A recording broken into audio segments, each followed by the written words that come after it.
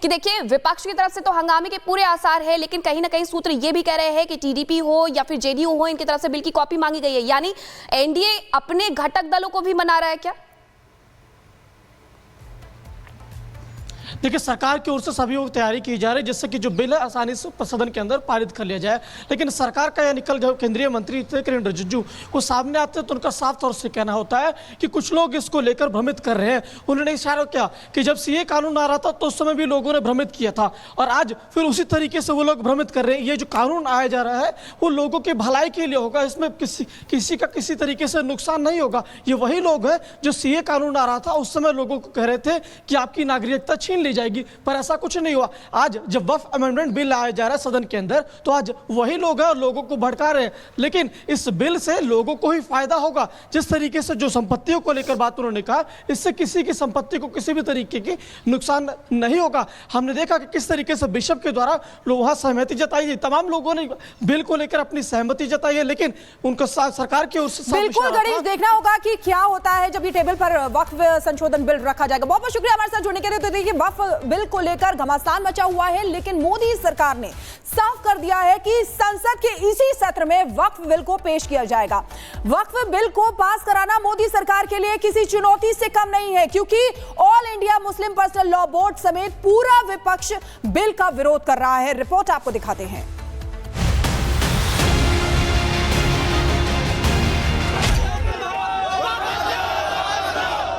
वक्फ की उल्टी गिनती शुरू हो गई है।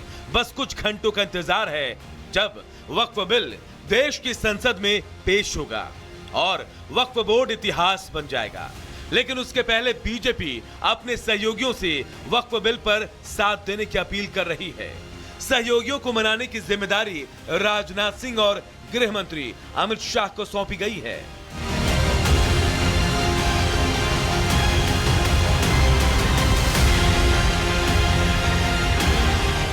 हालांकि बिल के विरोध में और बिल के समर्थन में दोनों तरफ लोग आमने सामने हैं। ईद की नमाज के दौरान नमाजियों ने हाथ पर काली पट्टी बांधकर वक्फ बिल का विरोध किया। विरोध ऑल इंडिया पर्सनल मुस्लिम लॉ बोर्ड की अपील पर किया गया है। लेकिन अब वक्फ बिल के समर्थन में केरल कैथोलिक बिशप्स काउंसिल खुल्लम खुल्ला उतर आई है। केरल कैथोलिक बिशप काउंसिल की मांग है कि केरल और देश के सभी सांसद वक्फ बिल का समर्थन करें। सैयद यासिर जिलानी ने वक्फ बिल का समर्थन किया है। उनका कहना है कि वक्फ बिल कानून में संशोधन की जरूरत है।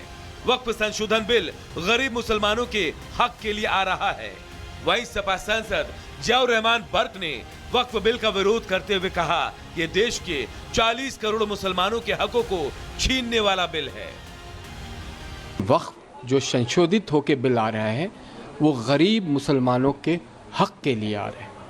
अब तक वक्फ में पिछले 60 सालों में अगर देखें तो कांग्रेस और कांग्रेस के समर्थन वाली राज्य और केंद्र में सरकार रही, जहां वक्फ पे कब्जा किया, लैंड माफिया वहाँ मौजूद रहा, वहाँ की ज़मीनों को कब्जा करके खुद जो सरदार थे वो अमीर हो गए और जो गरीब मुसलमान थे उनको और गरीब बना दिया। ये डिफरेंसेस समाज को धीरे धीरे समझ में आ रही है और इसलिए समाज भी अब मुस्लिम पर्सनल लॉ बोर्ड और विपक्ष के जो लीडर जो काली पट्टी बांध के घूम रहे हैं उनसे सवाल कर रहा है कि आप संशोधित बिल को आने तो दीजिए। सभी लोग इस वक्फ बिल के मुखालफत में हैं, क्योंकि ये बिल हमारे हकों को, हमारे 40 करोड़ मुस्लिम समाज के लोगों को हकों को छीनने का है। तो इसलिए हम मजबूती के साथ इस बिल के विरोध करेंगे। सरकार का दावा है कि वक्त की मांग यही है कि कानूनों में संशोधन हो। इसी को देखते हुए सरकार ने सभी स्टेक होल्डर्स की राय को लेकर बिल तैयार किया।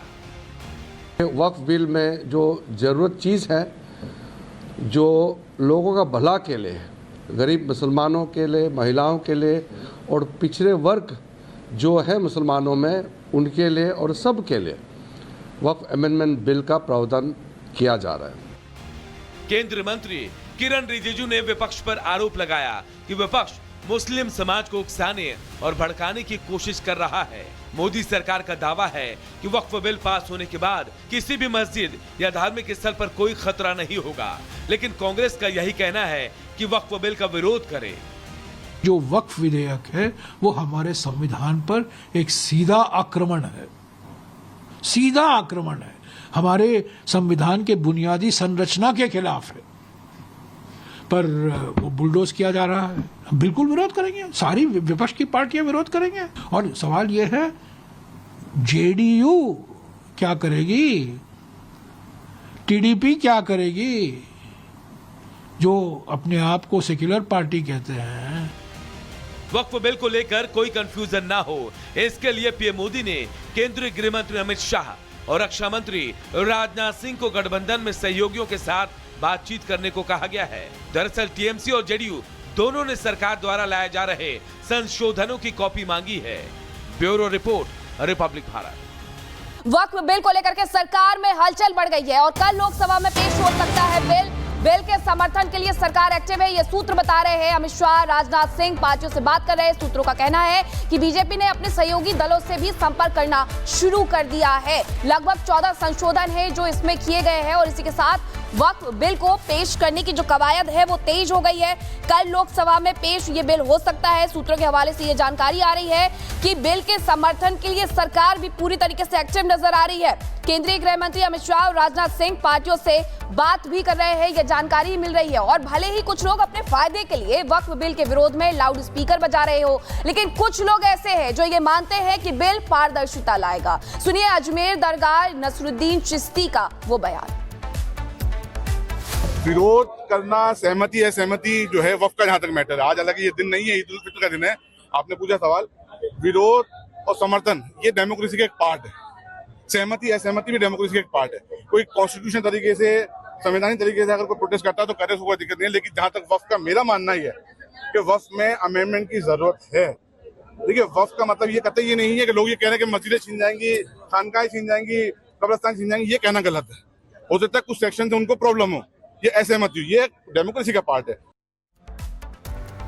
और हमारे दो सहयोगी हमारे साथ सीधे ग्राउंड जीरो से जुड़े हुए हैं। जितिन हमारे साथ जुड़े हुए, गणेश भी हमारे साथ जुड़े हुए हैं। जितिन, आपके पास आते हुए देखिए किस तरीके से ये साफ साफ कर दिया गया है कि वक्फ संशोधन बिल से किसी का हक नहीं मारा जाएगा, फिर भी इस पर सियासत हो रही है।